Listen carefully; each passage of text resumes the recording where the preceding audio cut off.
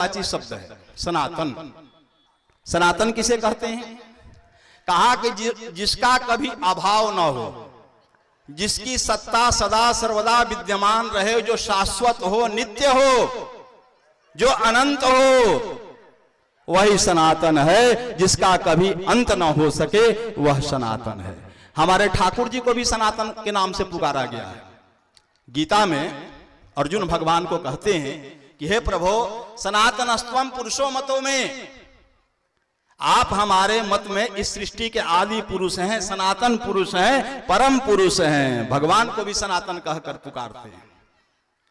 तब भगवान क्या कहते हैं कि अरे अर्जुन, मैं तो सनातन हूं ही, लेकिन तुम भी सनातन हो, यह जीवात्मा भी सनातन है। अचलो अयम सनातना, कहा कि यह जीव भी सनातन है, इसका भी कभी विनाश नहीं होता। नैनम छिदन्ति शस्त्राणि नैनम दहति पावका, किसी भी तरह से इस आत्मा को नष्ट नहीं किया जा सकता है। कहा कि हे अर्जुन, मैं तो सनातन हूं ही और तुम भी सनातन हो।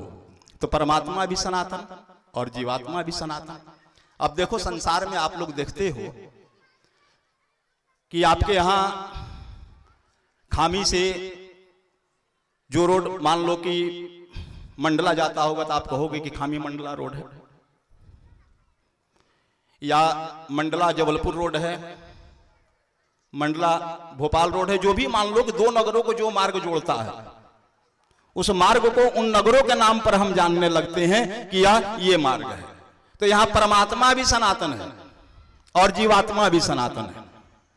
और जो दोनों को मिलाने वाला रोड है, जो दोनों को मिलाने वाला पंथ है, जो दोनों को मिलाने वाला मार्ग है, वह सनातन धर्म है। सनातन धर्म जीवात्मा और परमात्मा को एक करने का मार्ग है, एक करने का धर्म है। एक बात जान लो, सनातन के अतिरिक्त किसी में इतनी ताकत नहीं कि वह जीवात्मा और परमात्मा का मिलन करा दे। उदाहरण पूरे विश्व का उठा करके देख लो।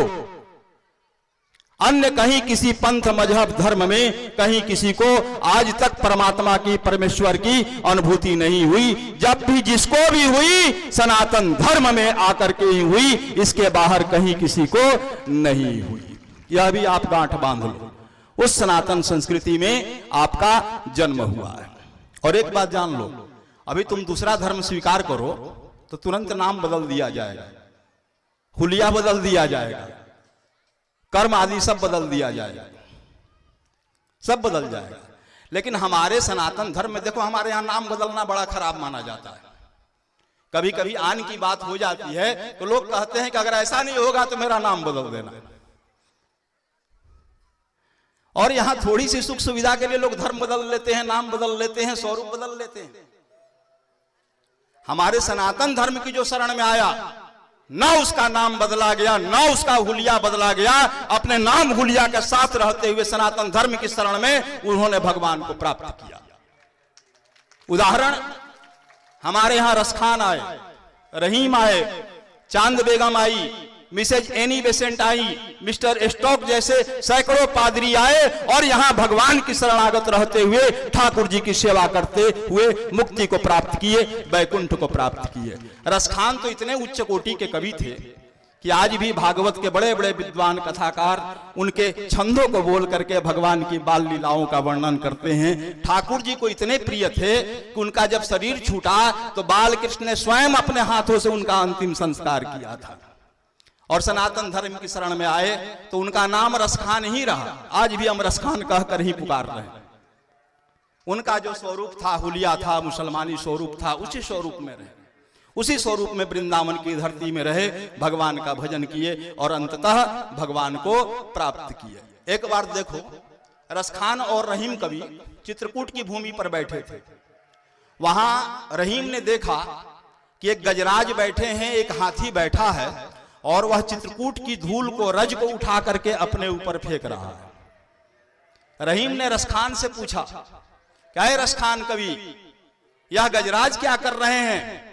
रसखान ने कहा कि मानुष हूं तो वही रसखान, जय रज ऋषि पत्नी तरी, सोई ढूंढत गजराज। कहा कि मनुष्य होकर के मैं रसखान यही समझ पाया कि हमारे राघवेंद्र सरकार वनवास के 14 वर्षों में से करीब 11.5 वर्ष चित्रकूट में निवास किए हैं और चित्रकूट के कण कण में ठाकुर जी के रज समाहित हैं। गजराज उसी रज को ढूंढ रहे हैं कि जिस चरण रज को ढूंढ पा करके गौतम पत्नी अहिल्या का उद्धार हो गया, कहीं वह रज मुझे भी मिल जाए तो मेरा भी उद्धार हो जाए, मेरी भी गति हो जाए। ऐसे एक मुस्लिम भक्त कवि का भाव है। चांद बेगम लखनऊ के नवाब परिवार की स्त्री थी। भगवान श्री कृष्ण की भक्ति में लीन हो गई, घर परिवार सब छोड़ करके वृंदावन आ गई, जोगन बन गई। एक तारा लेकर के गली गली में राधे कृष्ण का कीर्तन करने लगी। उस समय संपूर्ण भारतवर्ष पर मुगलों का शासन था, मुगल वंश का शासन था। मुगलों को यह बात बहुत बुरी लगी कि यह तो हमारे पूरे मुगल वंश की नाक कटवा रही है। मुगल वंश के लोग पहुंचे वृंदावन, चांद बेगम को बहुत समझाया, कहा कि समस्त हिंदुस्तान पर हमारी हुकूमत है और तुम हिंदुओं के आराध्य को, इष्ट को की सेवा करके तुम हम मुगलों की नाक कटवा रही हो। अभी भी समय है, अपने वंश में लौट चलो, तुमको और अधिक उचित सम्मान दिया जाएगा, ऊंचा पद दिया जाएगा। अनेक तरह के प्रलोभन दिए गए। चांद बेगम ने हंसते हुए कहा कि हूं तो मुगलानी, हिंदवानी हो रहूंगी मैं। कहा कि भले ही मुगल कुल में जन्म हुआ हो, भले ही मुगल कुल में विवाह हुआ हो, किंतु अब तो कन्हैया का ऐसा रंग चढ़ा है कि अब मुगलानी बनने की कहीं कोई बात नहीं, अब तो हिंदवानी बन करके ही मैं अपना संपूर्ण जीवन गुजार दूंगी। और ऐसे ऐसे मुस्लिम भक्तों पर हमारे राष्ट्रीय कवि भारतेंदु हरिश्चंद्र ने लिखा कि ऐसे मुस्लिम हरिजनन पे कोटि हिंदू वारिये। कहा कि अगर ऐसे मुस्लिम भक्त हमारे सनातन धर्म की शरण में आते हैं और उनकी रक्षा करने में हमारे करोड़ों बेटे भी बलि वेदी पर चढ़ जाए तो कोई गम की बात नहीं है, कोई चिंता की बात नहीं है। यह सनातन धर्म है। कोई शरणागत आ गया, उसके लिए करोड़ों बेटे भी बलि वेदी पर चढ़ जाए तो कोई चिंता करने की आवश्यकता नहीं है। और देखो, हम किसी से द्वेष नहीं करते। सनातन धर्मी सबका सम्मान करता है, सबका आदर करता है, सबके कल्याण की कामना करता है। अभी हमारे यहाँ यज्ञ हो रहा है तो क्या ये हिंदू जाति के कल्याण के लिए हो रहा है या केवल मनुष्य जाति के कल्याण के लिए? हमारे यहाँ जो भी यज्ञ होता है यह विश्व कल्याण की दृष्टि से होता है, समस्त जगत के कल्याण के लिए।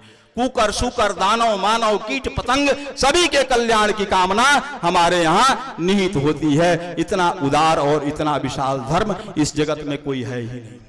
अरे हम तो सबका पूजन करते हैं, सबका सम्मान करते हैं, सबका आदर करते हैं। हम तो पशुओं का भी पूजन करते हैं। गाय को माता के रूप में, बैल को शिव जी के वाहन के रूप में, वृषभ को शिव जी के वाहन के रूप में पूजते हैं, सिंह को दुर्गा जी के वाहन के रूप में पूजते हैं, मयूर को कार्तिकेय जी के वाहन के रूप में, हंस को सरस्वती माता के वाहन के रूप में, चूहे को गणेश जी के वाहन के रूप में। अरे हम तो यहां तक कि गधे को भी पूजते हैं शीतला माता के वाहन के रूप में। पूजते हैं कि नहीं पूजते हैं? पूजते हैं ना। हम तो पर्वतों को भी देवता मानते हैं। ये हिमालय हैं, ये विंध्यगिरी हैं, ये नारायण पर्वत हैं, ये नर हैं, ये कैलाश हैं। हम तो उनमें भी देव स्वरूप का दर्शन करते हैं। अरे हम तो नदियों को भी माता मान करके पूजन करते हैं। यह गंगा माँ है, यह जमुना माँ है, यह नर्मदा महारानी है। हम तो उनमें भी मातृत्व का दर्शन करते हैं, आदि शक्ति का दर्शन करते हैं। तो देखो, सनातन सबका सम्मान करता है, सबका आदर करता है। सनातन कहीं किसी से कोई विरोध नहीं करता है। और हमारी उदारता तो इतनी है कि नाग पंचमी के दिन हमारे सनातन धर्म में सर्प को भी दूध और लावा का भोग लगाया जाता है। विश्व में कोई ऐसी संस्कृति है जो सर्प को भी दूध और लावे का भोग लगाती हो, उसे भी देवता के रूप में पूजती हो? कोई संस्कृति विश्व में नहीं है। सनातन को छोड़ करके अगर बढ़ोगे तो कोई ऐसी संस्कृति नहीं, कोई ऐसी सभ्यता नहीं जो सर्प को भी दूध पिलाती हो। सर्प को काल का स्वरूप माना जाता है, साक्षात काल का स्वरूप ही सर्प है, और उसे भी हम पूजन करते हैं, उसका भी देव स्वरूप में हम आदर करते हैं। हम तो वृक्षों का भी पूजन करते हैं। घर घर में तुलसी का वृक्ष होता है, हर घर के द्वार पर आजकल सम्मी का वृक्ष दिख रहा है शनि की शांति के लिए। आंवले की पूजा करते हैं, पंच पल्लवों में आम आदि के, आम, गुलर, पाकड़ आदि के पल्लवों का उपयोग करते हैं, बरगद आदि के पल्लवों का उपयोग करते हैं।